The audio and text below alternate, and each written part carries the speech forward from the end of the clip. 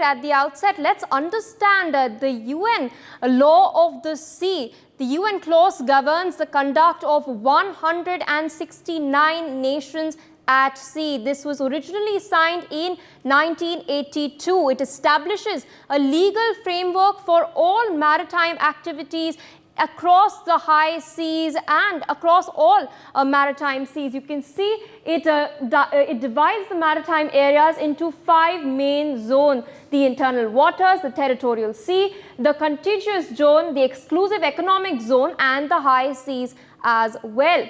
Of course, the internal waters and the EEZ are perhaps the most important aspects as far as the South China Sea issue is concerned. Now, the UN clause has been effective since 1994. It provides a legal status to these 5 zones that have been demarcated by this law. Of course, it was signed back in 1982, as I stated earlier. It allows state parties to claim 12 nautical mile territorial seas. So 12 nautical miles from the coastline can be claimed as territorial waters.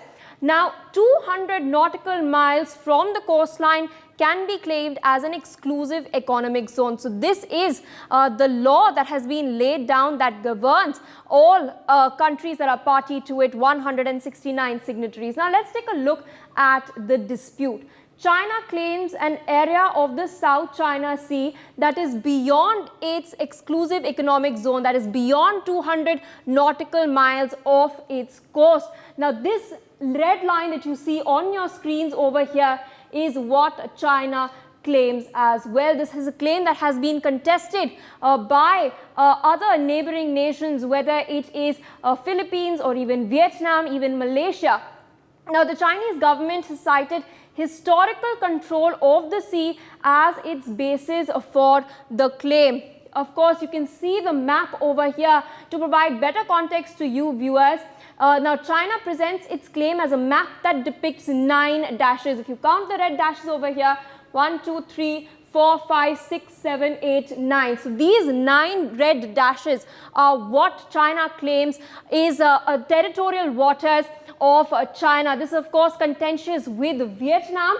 You can see the blue line over here is what Vietnam claims as its own. Malaysia of course claiming lines under this yellow area, and the Philippines is claiming the lines that are demarcated by the green area.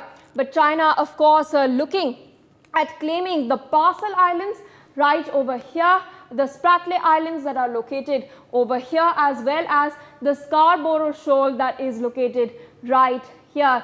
This is of course brought about a case as well in the ICJ, but apart from that, China has constructed several artificial islands via dredging in the Spratly and the Parcel Islands. This is one such example of the Fiery Cross Reef. This is a satellite image from 2020, but the Fiery Cross Reef is not the only such military base that has been constructed in the South China Sea.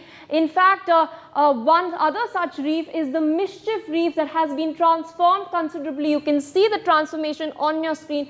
This is 2012 when there was hardly any build-up of or militarization in this area, but here you can see a full-fledged Chinese military base in 2024. So the last 12 years, a considerable amount of build-up has taken place. Of course, I've referred to the Fiery Cross Reef that is located somewhere near Vietnam.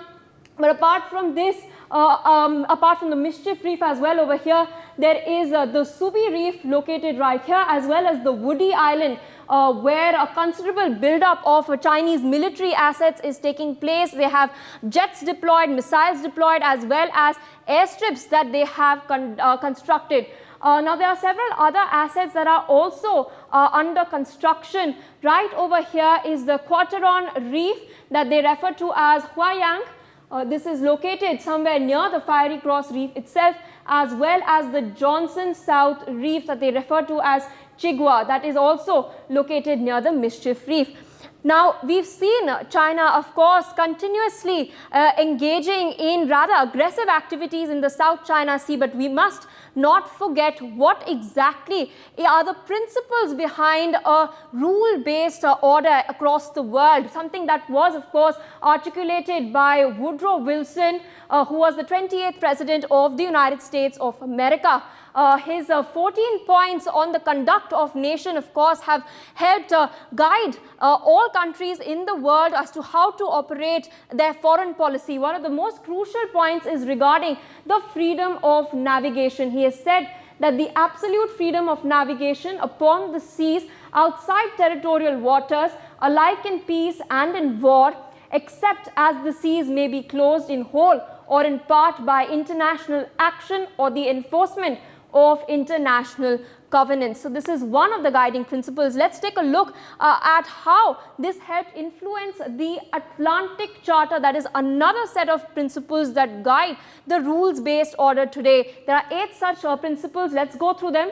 The first one details that no territorial gains were to be sought by the United States or the United Kingdom. This is, of course, after a Second World War. It stated that territorial adjustments must be in accord with the wishes of the peoples that are concerned. This, of course, highlighted self-determination as well. Second most crucial principle that was laid out in the Atlantic Charter after the Second World War. Churchill, of course, Franklin D. Roosevelt, another crucial architect of the Charter. Moving on to the third principle that showcases that they respected every people's rights to choose its own form of government. The fourth principle is that they would try to promote equal access for all states to trade, as well as equal access to raw materials as well. Taking a look at the fifth principle, it is to promote worldwide collaboration so as to improve labor standards, economic progress and social security as well. The sixth principle, of course, takes a look for peace under which all nations could live safely within their boundaries without any fear or want. The seventh principle details that under such a peace, the seas in particular should be free. Of course, a guiding principle which China has now consistently been violating. An ICJ ruling in 2016 also slammed China for having no legal basis to its 9- claim. And the last principle is pending a general security through a renunciation of force. Potential aggressions must be disarmed, something that China should keep in note.